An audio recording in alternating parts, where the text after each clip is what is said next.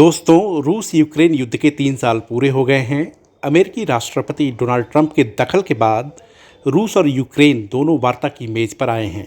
30 दिनों के युद्ध विराम पर उन्होंने अपनी सहमति भी दे दी है। दोनों ने बंदी बनाए गए 175 सैनिकों की अदला बदली भी की है।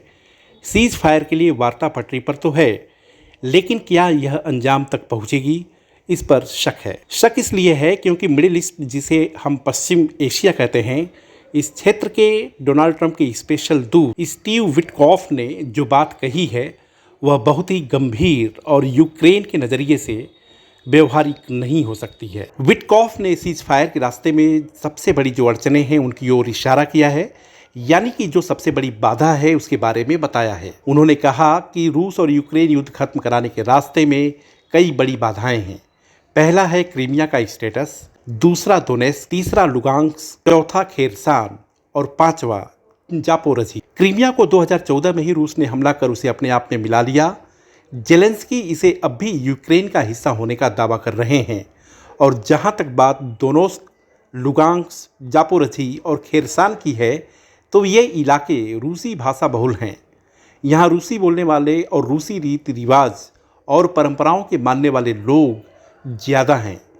यूक्रेन के इस पूर्वी हिस्से और इन शहरों में रूस की सेना मौजूद है और ये करीब करीब उसके नियंत्रण में है। गंभीर बात यह है कि यहाँ इस बात को लेकर जनमत संग्रह हुआ है कि ये रूस या यूक्रेन किसके साथ रहना चाहते हैं।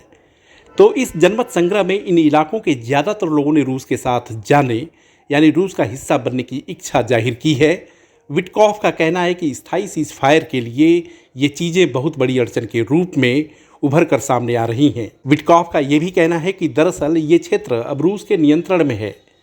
यूक्रेन का संविधान क्या इन इलाकों को अब रूस का मानेगा? यह सीज फायर के रास्ते में बहुत बड़ी अड़चन है। यही नहीं, वह कहते हैं कि इन इलाकों पर रूस के नियंत्रण और जेलेंस्की के राजनीतिक भविष्य को लेकर दुनिया क्या किसी नतीजे पर पहुंचेगी, यह भी एक बड़ा सवाल है। यानी कि विटकॉफ दो चीज़ें कह रहे हैं। पहला यह कि दुनिया को यह स्वीकृति देनी होगी कि ये इलाके अब रूस के हैं। दूसरा, जेलेंस्की को अपने पद यानी राष्ट्रपति के पद से हटना होगा। इशारा साफ है कि यूक्रेन को क्रीमिया के बाद अपना 4-5 इलाका गंवाना होगा और जेलेंस्की को राष्ट्रपति के पद से भी हटना होगा।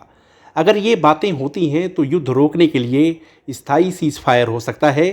सवाल यूक्रेन में नाटो के शांति सेना को लेकर भी है।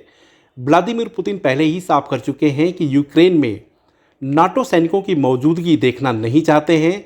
उधर ब्रिटेन के नेतृत्व में अमेरिका को छोड़कर नाटो के देश अपनी शांति सेना भेजने की तैयारी कर रहे हैं। नाटो और यूरोपीय देशों की एक बैठक लंदन में हुई है। जाहिर है कि स्थायी युद्ध विराम की दिशा में यह भी एक बड़ी अड़चन है। विटकॉफ की ये बातें युद्ध विराम के रास्ते में आ रही या आने वाली बाधाओं की तरफ खुले तौर पर इशारा करती हैं। ये तो बात अमेरिकी दूत की है, लेकिन ज़मीन पर हकीकत एक और है कि रूस के कुर्स्क इलाके में करीब 1000 किलोमीटर के जिस क्षेत्र पर यूक्रेन ने बीते अगस्त और उसके बाद के महीने पर अपना नियंत्रण किया था, उसके 60% से ज़्यादा हिस्से को रूस ने दोबारा हासिल कर लिया है। वह यूक्रेन की सेना पर बहुत भारी हमले कर रहा है। रिपोर्टों में कहा गया है कि रूस के इन भीषण हमलों को यूक्रेन के सैनिक बर्दाश्त नहीं कर पा रहे हैं और वे पोस्ट छोड़कर पीछे हट रहे हैं। उनका मनोबल टूट गया है।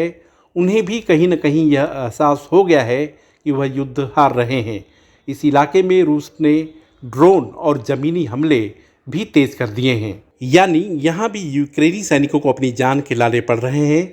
अमेरिका में ट्रंप के आने के बाद यूक्रेन को सैन्य मदद मिलनी बंद हो गई है। ऐसे में अब रूस से लड़ना उसके बस की बात नहीं है।